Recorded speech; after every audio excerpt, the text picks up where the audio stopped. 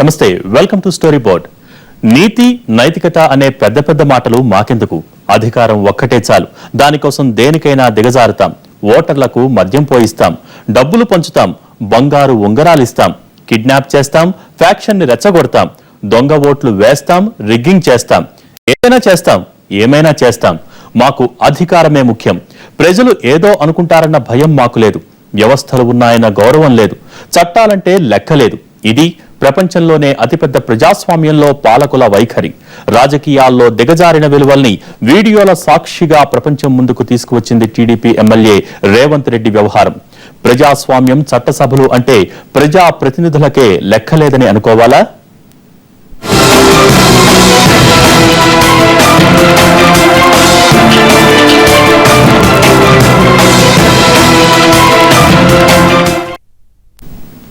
హుందాతనం, అత్యున్నత నైతిక విలువలకు పెద్దపీట వేసే సభ శాసనమండలి.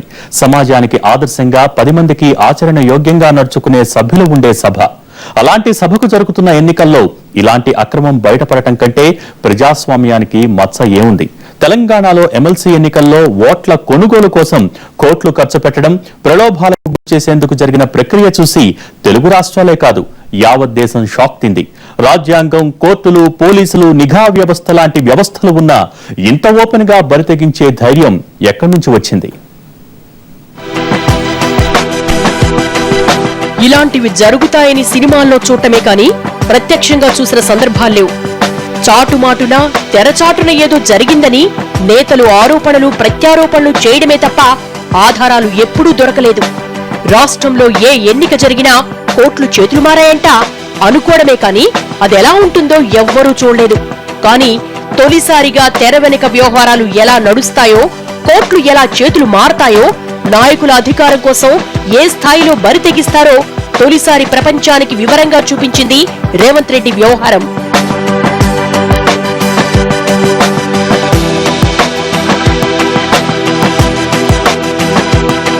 రేవంత్ రెడ్డి గారి వ్యవహారం అనేది ఒక విధంగా ఆలోచిస్తే మనకు లోపల జరుగుతున్నది అనే విషయాలు ప్రతి వాళ్ళకు తెలిసినా కూడా బయటపెట్టలేని రాజకీయ పరిస్థితులు వీళ్ళు బయటపెట్టారు. ఇప్పుడు ఇది ఒక టిప్ ఆఫ్ ద ఐస్బర్గే, ఒక అంచే. నిజంగా ఆలోచిస్తే దీని వెనక ఒక పెద్ద పార్టీ లీడరు, ఆయన బాస్ అంటుండే అతను. ఉన్నవి 6 సీట్లు, 7 అభ్యర్థులు పోటీ పడ్డారు. టీఆర్ఎస్ కున్న ఎమ్మెల్యేలతో 4 సీట్లు సునాయాసంగా గెలుచుకోవచ్చు. అయితే ఇతర పార్టీల నుంచి వచ్చిన సభ్యులు ఎంఐఎం, వైసీపీ మద్దతివ్వడంతో 5వ అభ్యర్థిని కూడా బరిలోకి దింపింది. దీంతో పోటీకి తెరలేచింది. పోటీ ఉంటే పోటీ పడాలి. ఓడిపోతే టీడీపీకి ప్రత్యేకంగా వచ్చే నష్టమేమీ లేదు. అయినా కూడా పోరును ప్రతిష్టాత్మకంగా తీసుకుంది. పోటీ పడితే మంచిదే, కానీ ప్రలోభాలకు తెరలేపింది. ప్రజాస్వామ్యానికి చేటు తెచ్చింది.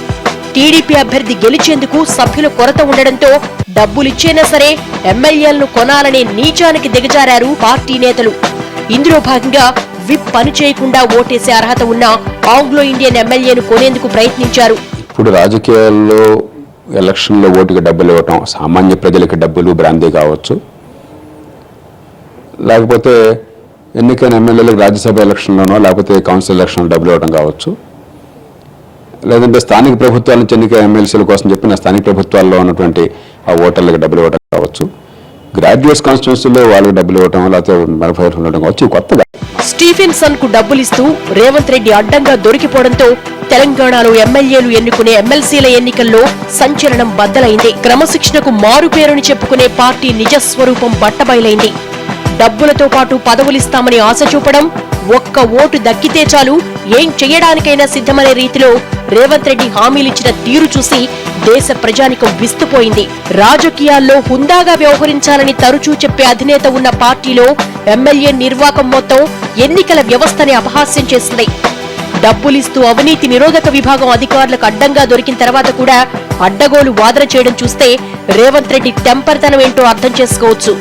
ఎమ్మెల్సీ ఎన్నికల్లో ఓటు హక్కు వినియోగించడం కూడా తెలియనటువంటి చేతగాని దద్దమ్మలు వీళ్ళు.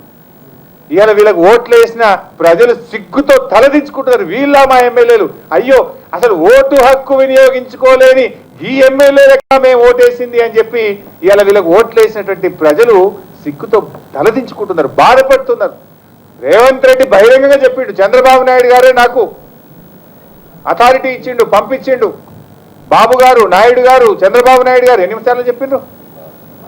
బాసు, బాబు, నాయుడు, చంద్రబాబు నాయుడు. ఆంధ్రప్రదేశ్లో నామినేటెడ్ ఎమ్మెల్యే ఖాళీగా ఉంది, నీకు తేడా వస్తే ఆంధ్రప్రదేశ్లో కూడా నామినేటెడ్ ఎమ్మెల్యే ఇస్తామని చెప్పిండు అని కూడా చెప్పిండు. ఫోన్ మాట్లాడిస్తా అని చెప్పిండు, ఫోన్ మాట్లాడినట్టు కూడా మాకు సమాచారం ఉంది. చట్టసభల్లో శాసనమండలి ప్రత్యేకం. శాసనసభకు ఎన్నిక కాలేని ప్రముఖులు ఆయా రంగాల్లో నిపుణుల సేవలు ఉపయోగించుకునేలా రాజ్యాంగంలో పేర్కొన్న వ్యవస్థ ఇది.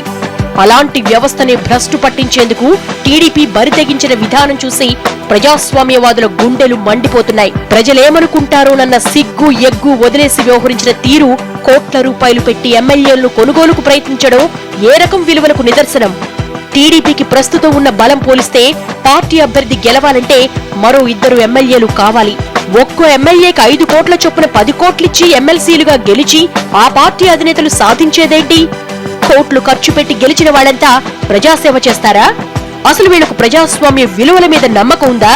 ఎవరికైతే డబ్బు ఉందో, ఎవడైతే నోట్లు వెదజల్లగలుగుతాడో వాడు మాత్రమే పార్లమెంట్లోనూ లేకపోతే అసెంబ్లీలోనూ లేకపోతే ఇటు జెడ్పీటీసీ ఎన్నికల్లోనూ పోటీ చేసే పరిస్థితి వచ్చిందంటే, అంటే డబ్బుని రాజకీయాల్లో పెట్టుబడిగా పెట్టడం, తిరిగి మళ్ళీ దాన్ని వెనక్కి రాబట్టుకోవడానికి ప్రయత్నం చేయటం అనేటువంటిది ఒక వికృత క్రీడగా ఈ రాజకీయ క్రీడ అనేటువంటిది మొదలైంది.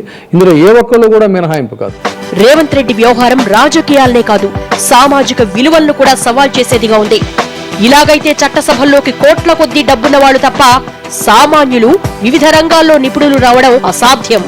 కోట్లు ఖర్చు పెట్టి ప్రజాప్రతినిధులుగా ఎన్నికయ్యాక పెట్టిన ఖర్చంతా సంపాదించుకోవడమే పరమావధిగా వ్యవహరిస్తే సమాజం బాగుపడేదన్నాడు. శాసనమండలి ఎన్నికల్లో బయటపడ్డ ఓటుకు నోటు వ్యవహారంలో దోషులకు కఠిన శిక్షలు విధిస్తే తప్ప ఇలాంటి పరిస్థితి మారకపోవచ్చు. బ్రేక్ తీసుకుందాం.